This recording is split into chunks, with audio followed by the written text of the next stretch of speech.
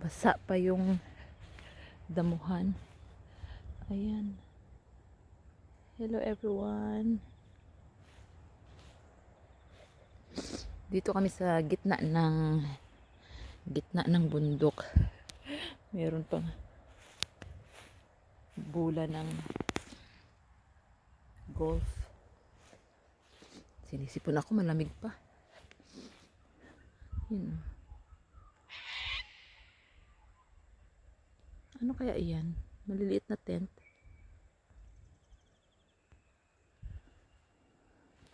Maliliit na tent. Meron pala siyang ngayon lang kasi, gabi kasi kami dumating kagabi. Kaya hindi ko pa nakita yung paligid. Kanina, hindi mo ito makita kasi nag-fog. Foggy kanina. Ngayon, nawala na siya. Yan. Bukas, hanggang bukas kami stay dito. Bukas siguro i-film ko pag nag-fog ulit. Yan, umuusok pa nga oh.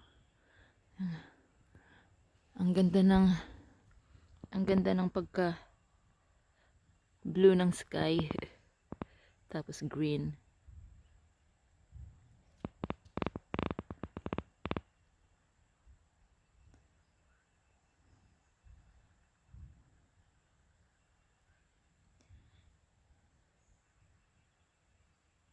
Tahimik. Puro kahoy. Ano na dito? Nasa 8:30 na. 8:30 na ng umaga.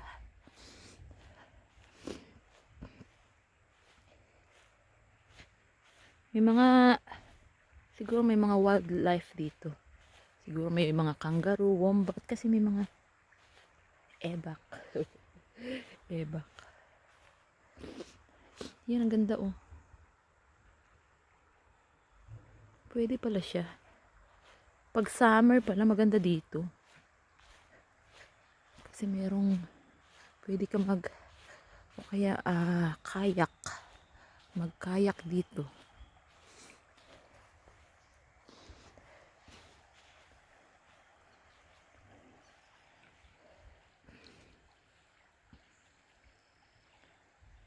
Ayan, meron naman mga side staff supervision. Yan, nandyan kami.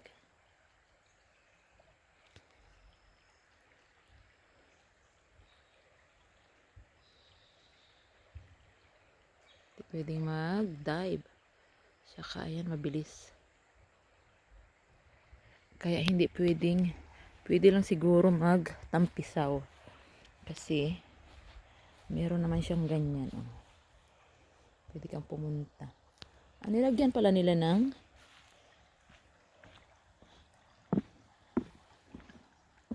yan, parang may mga kahoy-kahoy. Ang laking puno.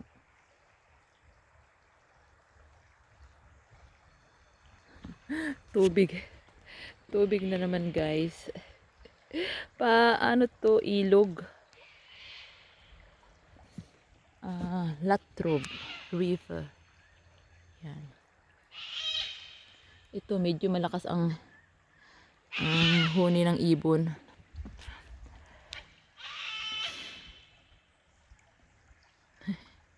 Naririnig nyo ba yung huni ng ibon? Kaninang umaga sana. Maingay sila. Bukas pag foggy, try kong i-film bukas. Kanina kasi siguro mga 7:30.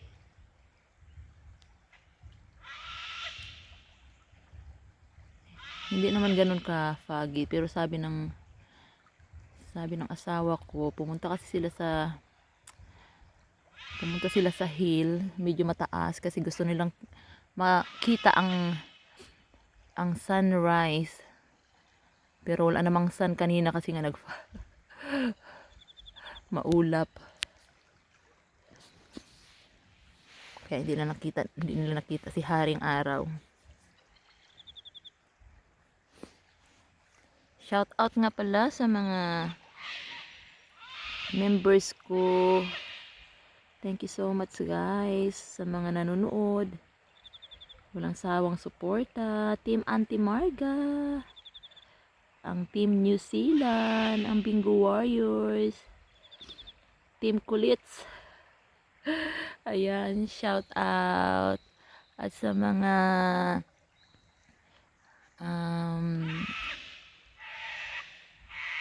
Japanese friend, arigato gozaimasu. Thank you so much for watching my premiere always.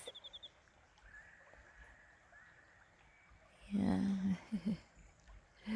Thank you so much. At sa mga, yan, sa YT friends ko, thank you so much. Sa inyong mga suporta, sa mga super chatters, ayan, thank you, thank you.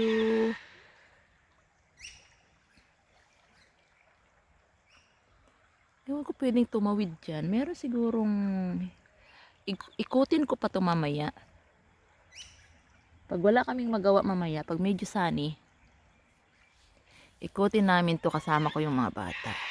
Baka pwedeng tumawid dyan sa kabila. Baka merong tulay. Diba ang ingay ng ibon? Ano kayang klaseng ibon yan? Maraming klase-klaseng ibon dito. Kasi inaalagaan talaga nila. Inaalagaan nila yung mga wildlife. Protektado ng government. Kaya, ano sila, dumadami. Kahit saan.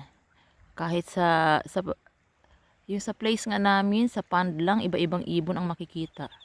Sari-saring klaseng ibon. Kasi bawal silang hulihin. Kahit yung mga bibi, ang dami.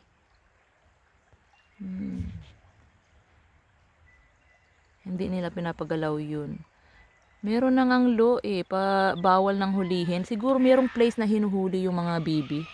Kasi nakakain naman talaga siya. Na adobo naman. Adobo. Kaso bibihira yung mga tao dito na kumain ng duck. Pero yung kagaya natin, syempre nakasanayan man natin kainin yun. Ayan. Pwede. Merong place siguro nahuhuli kaya pinagbawal na. Meron na siyang law na bawal hulihin. Meron namang sa supermarket nagtitinda ng mga yun, duck. Peking duck yata yan. Peking duck. Ganda no. Tubig na puro tubig ng aking ano guys. Ganda kasi. Iba naman dito. Kasi nalaki ng mga puno. Ayan. Kukubara. Maingay talaga yung kukubara na ibon. Maingay. Pero pag na-train yan, nagsasalita din yan yung kukubara. Meron ako nakitang kukubara alaga ng medyo may edad na yun siya. Hindi niya tinatalian. Minsan nasa ano niya lang. Yung sasakyan. Minsan nag-grocery kasama niya pa sa groceryhan. Nagsasalita. Pag sinabi mong hi, mag-hi din. Dito rin siguro. Meron pong kikita nyo ba yung pump? Siguro ginagamit nila to sa toilet. Kaya pala dilaw yung tubig. Pag nag-flush kasi sa toilet, medyo dilaw yung tubig. Diba nakaka-save ng tubig. Yung minsan ang ginagamit nila yan, meron yan silang tangke na malaki. Tapos yun ang para sa toilet, tsaka minsan sa panghugas ng kamay, yung rainwater, ayan. Kaya save sa tubig. Ayan oh. Doon kami sa taas. Bukas ko ipakita yung room namin. Yung room namin ay hindi kami nasa tent. Room po. Ayan, 'di ba nasa gitna? Pagitan ng bundok. Nasa pagitan kami ng bundok. Pero maganda kasi hindi kagaya ng pag nagpupunta kami ng camping, pag nasa gitna kami ng bundok, wala talagang signal, walang ilaw, kaya dito may ilaw, may tubig, at malinis ang CR. Pag nasa gitna ka ng bundok, may CR, pero yung, alam nyo ba yung CR na diretso? Diretso, hindi mo na pa-plus. Hindi mo na kailangan i-flush kasi diretso na sa lupa, ganun ang toilet pag nasa gitna ka talaga ng bundok, yung walang gitna ng kawalan. Mas maganda dito kasi ang mga bata kasi minsan maarte yung mga bata pag naamoy nila talagang mabaho naman talaga minsan. May tagalinis eh. Ay, may kangaroo, kita niyo ang kangaroo? Ayun, ayun, ayun. Meron nga. Ayun sila. Oh. 'Di ba? Magnanay siguro. Sinusundan niya yung kanyang nanay. Ayun ang kangaroo. 'Di ba? Nagtago na. Nako, nagdilim. Bakit dumilim?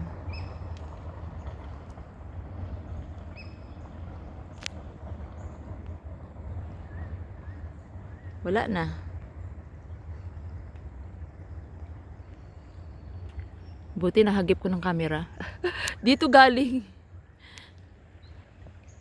Ito. Madilim pala pag doon. Hindi naman na. Nawala na siya.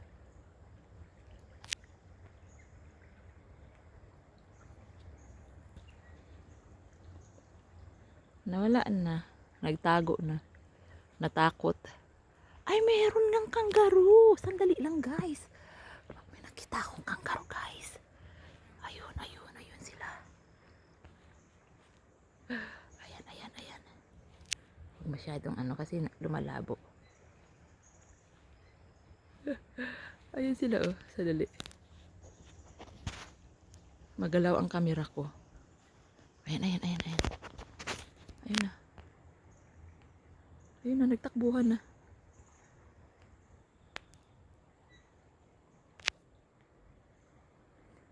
Meron ng kangaroo. Sandali. Sorry guys, magalaw ang aking camera. Ay naku. Bakit pa magalaw? Ano ba yan? Nakalimutan ko kasi yung aking tripod. Mamaya dalhin ko ulit. Siguro nakikita nila ako. Tumatakbo. Ayan. Nag-aagahan na rin sila. Nako. Ayan, 15 minutes na siya.